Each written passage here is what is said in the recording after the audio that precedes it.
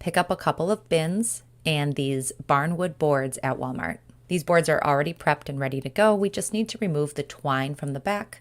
Now I want to add a little detail to this. So I'm going to use just a paper number stencil, and I'm going to add a stenciled number to the top of each board. To the bottom, I want to add a little knob. Now, if you're using thicker wood, you can absolutely drill a hole and use the screw that comes with these knobs. Since this is very thin wood, I'm just going to use some super glue to attach it. Now I want to place the board on the bin.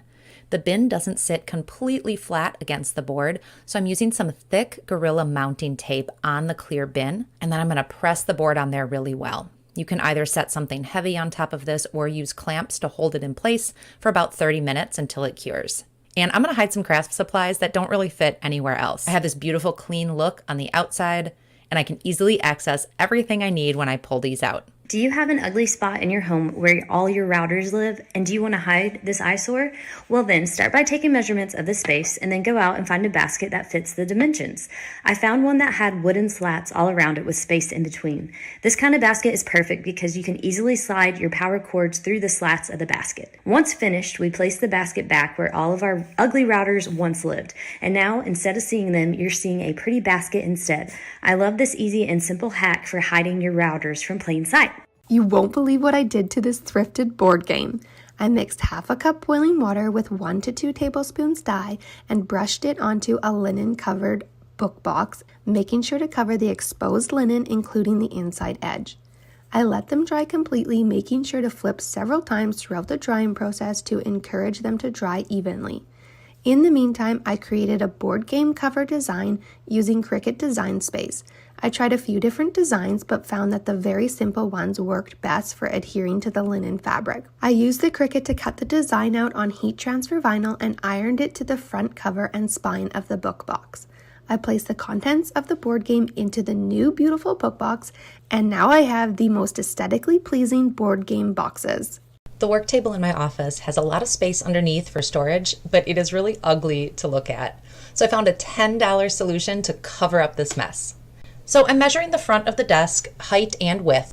I'm laying out the foam board, and I'm going to cut it down to fit the desk.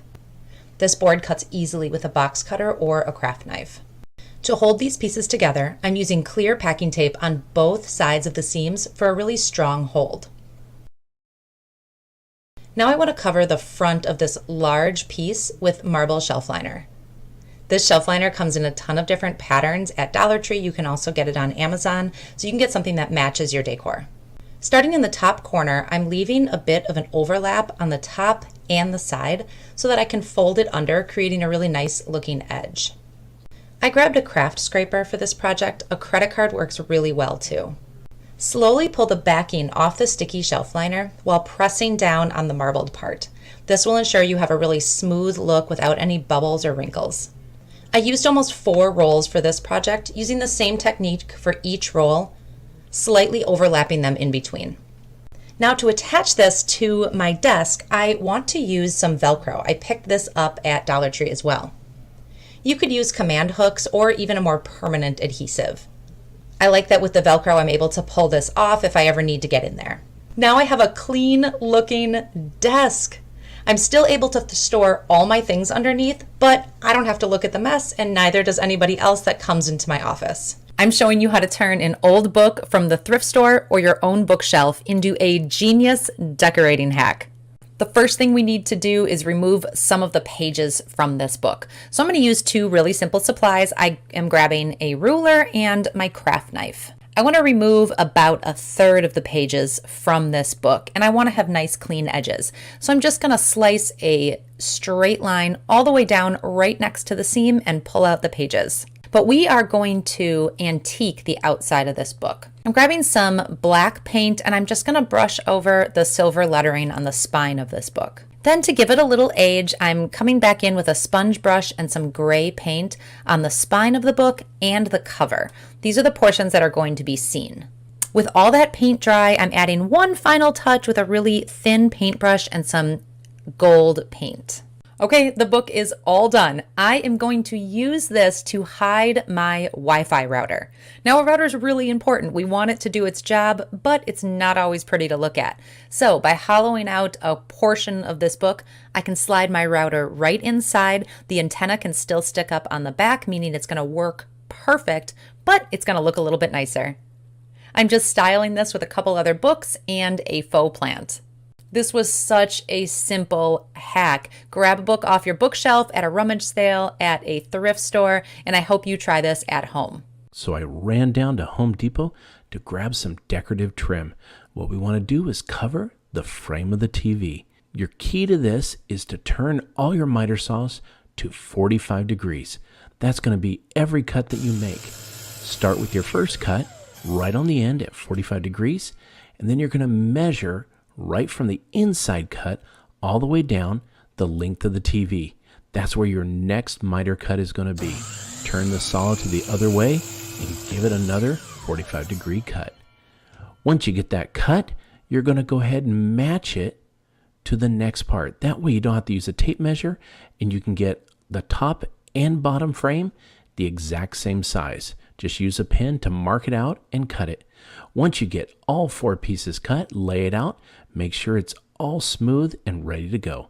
But the secret to this is you got to have glue. That's going to hold all the pieces together. Now, just don't lay out a bead. You want to smooth it out so it has as much adhesion as possible. As the glue is laid out, just go ahead and put it right up next to it and make sure you get those nice smooth lines. Next, you got to get some flat corner braces. That's what's going to hold these frames together. Just mark out the holes, but you got to be careful. We need to pre-drill all the holes. That way the screws hold inside this MDF wood as easy as possible. Once you pre-drill, the screws go in without a drill. You can just use a regular old screwdriver to put them in. Make sure you get it nice and tight, but don't over tighten. We just want to make sure it's snug and it's holding in place. These corner braces do a great job holding it together. Once you get all 4 sides, we got to build a box. That way we can cover the sides of the TV. I use a little bit of 1x4, and again, you got to use that glue. It holds the sides together. Again, we're going to use 45 degree cuts, and look how smooth that is. You can use screws or nails, but I go ahead and use a brad nailer. It's real easy to use, and it puts a nice fine fastener right inside. I just use 3 on the side, and it gives it a nice smooth look. Now, again, we're going to go with the glue. We got to put it all the way around the box frame we just built, because we're going to lay the frame on top. If you measured right and did good and took your time, it's going to fit just right. The last thing you need to do on this is use the brad nailer again and put just a few brad nails to hold it together. Once you get those in, let's cover up them nail holes with a little bit of spackle. Just let that dry and sand it clean. Now it's time for some gold paint. Any type will work, but as you can see, it's going to take a couple of coats. I did put 3 coats on here. Let them dry about half an hour in between coats. The next thing we got to do is we got to put a little bit of Velcro on the TV. That's going to hold the frame in place once we install it. It just looks amazing. When you're not watching TV, you've got your own portrait. For this project, I'm going to start with 3 cutting boards that are average size and width that I picked up at my local dollar store. The first thing I want to do for my project is paint my boards. I love the green on these boards, but they're a little too yellowy for what I want them for, so I'm just going to give them a coat of milk paint. You want to make sure that you do inside the handle if you have a handle, and you want to make sure that you do both sides. I'm not going to worry about it being too opaque because I don't mind if I see some of the wood grain through the paint. I can even take a cloth and wipe a little bit of that back if I want it to be a little bit more of a whitewashed effect. Now that the paint is dry on all 3 of my cutting boards, I'm going to take my sandpaper and I just want to rough up the edge a little bit. I love the look of aged things, so I want to give this just a little bit of that aged feel. To finish off my board before I assemble this, I'm going to use some hemp oil. And hemp oil is food grade safe, but it also makes a wonderful coating for your milk paint or chalk paint. I'm just going to put some on a rag and I'm just going to rub this all over. Even though I won't be eating off of these cutting boards, I do want to protect the paint that I've put on them. And I will just go ahead and rub this on all sides of each of the boards. With all 3 of the boards sanded and oiled, it's ready to assemble my boards together. Now they're going to feel a little oily at first, but that oil will dry up nicely in the next couple of days. So to assemble the boards, I want to work with the back of each of the boards. So I'm going to turn them over here. And I want to make sure that they are all nice and level so that the bottoms are all in the right spot together. And what I'm going to do is take some of these reclaimed hinges that I have. And if you don't have any that you've used before, you can always pick these up at the hardware store. And they're just little piano hinges here. And you want to make sure that this little raised part is on the inside. You don't want to put it in between your boards because it's going to create too much of a gap. And I will measure these out in just a second. So I'm going to make sure, now I have some lines on my board, so I can use those as a way to line up my boards here. And I'm just going to put these about an inch or so from the top of my line there and an inch or so from the bottom of my line here. Once I have my hinges in place, it's time to add some screws to hold them permanently where they are. So I'm just going to put these in. So I'm going to start by attaching just the 4 at the bottom and then making sure that I have this exactly level down below before I attach all the rest of the screws. Okay, so I'm just going to make sure that that is level. And that is perfect. So I'm going to attach the rest of my screws, and you can see that I've split my wood here a little bit, and that's okay. Once you see the outside, you really don't notice that. And also, I don't mind that. I actually love the more beat up and worn things look. Now that my boards are together, I can slip them into place and cover up this cluttered corner of my kitchen counter.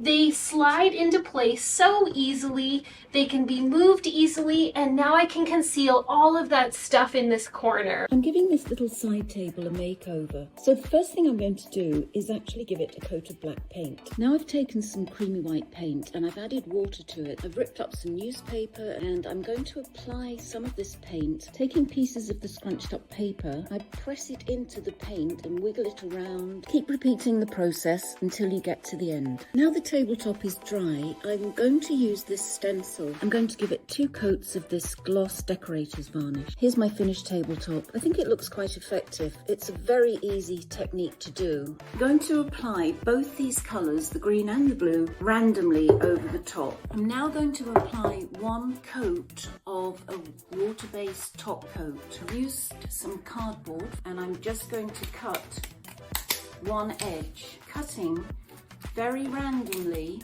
on the bottom, grooves in it. In here I have some dark green paint and I've combined it with their water-based top coat. I apply the green paint on top and then taking my cardboard, going to randomly scrape into it, okay? So then we go on to the next bit, working just randomly, but I decided to follow some of the contours with a metallic gold gel pen. And here's my finished table. I actually decided to paint the edges gold to tie in the gold that I had done on the top.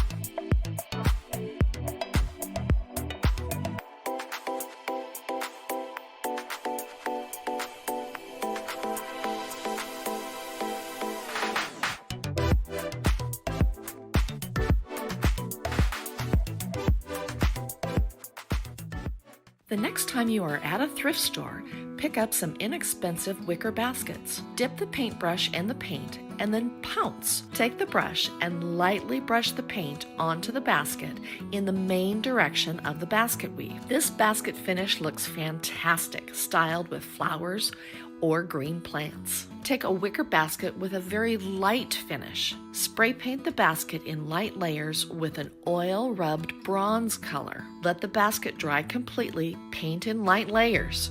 You will notice that the paint dries very fast between layers because there is actually very little paint used. I hope this inspired you to give inexpensive wicker baskets an updated look with paint. I sourced a couple things from the Dollar Tree. So I'm gonna be using the Rust-Oleum milk paint. We are going to add our hot glue, put it into the corner. So we're gonna do this in all 4 corners. So once that kind of sets, we're gonna flip it over and do the other side. We are going to be taking our smaller pieces and we're gonna be creating an X shape. And then I'm gonna come in with my hot glue gun. We are going to glue these together, painting it the same color as we did the other pieces. We are going to hot glue. All right, so we're gonna let this dry here for a moment. And that's where this comes into place. Just need this piece. We're gonna clip off this piece. We're gonna paint it. So now that this is all glued and dried, I'm gonna take a little bit of hot glue and I'm gonna put it in the hole. Now that we've attached the tumbling tower pieces, so I can go over the edges. And here's the finished product of my chic distressed farmhouse lantern. I really love how it came together. We're going to head down to Habitat for Humanity. We're going to save this shutter from a drizzly day. Just sand all the edges, so just use some spackle, cover all the holes. I grabbed some gray primer and just started painting. It's always better to do 2 or 3 light coats, and on the top we went to the very middle and we're going to put some hooks. Next, I need to have a whiteboard. I grabbed a little bit of extra epoxy glue that I had laying around, and then I lay it out right underneath where the whiteboard's going to go. Next, I grabbed this little Home Sweet Home bucket that I got, grabbed the pliers, bent the hook, and a little extra of the epoxy that I had, and put it right on the back. That is just going to go ahead and clamp it right there with a clothespin and hold it on. While that's drying, I want to get some twine, so just go ahead and put a knot in it. I'm going to put it through a small clothespin that I picked up at the Dollar Tree. Then I'm going to go ahead and just clip it right onto the shutters. Next, we got to hang the shutter itself. And just look at this amazing project. I can hang my keys, leave notes, and it's got everything I need.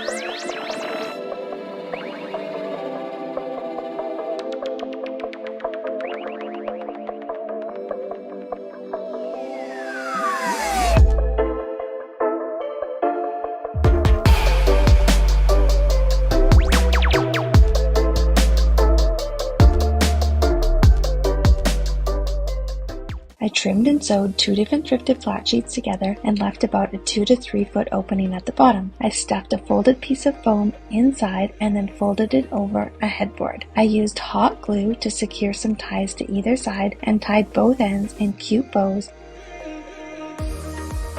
I ran down to the hardware store and grabbed several pieces of brick molding. My first step was to figure out my spacing. I secured these in place using just painter's tape for now so that I could step back and make sure that they looked the way I wanted them to. And then I secured the brick molding using a nail gun. I used caulking and ran it down the side of the brick molding. This way, everything would look nice and finished. Once that was dry, I was able to add my paint. I applied several coats of white paint so that everything would look like it was one continuous piece. I went ahead and moved the furniture back into the room and got to work on decorating. I'm gonna go right down the center and just cut them in half so that I have that flat edge to go flush against the board. Space the noodles out with a little bit of spacing in between and then attach them also with the staple gun for some added stability. I worked in sections of about 4 at a time, sprayed a little bit of spray adhesive on, and then just kind of used my hands to firmly work the leather into the channels. I trimmed the edge at the corner and then just tucked it over and secured it tightly with a little bit of spray adhesive and then also more of the staples. Once that corner was secure, I just worked my way down.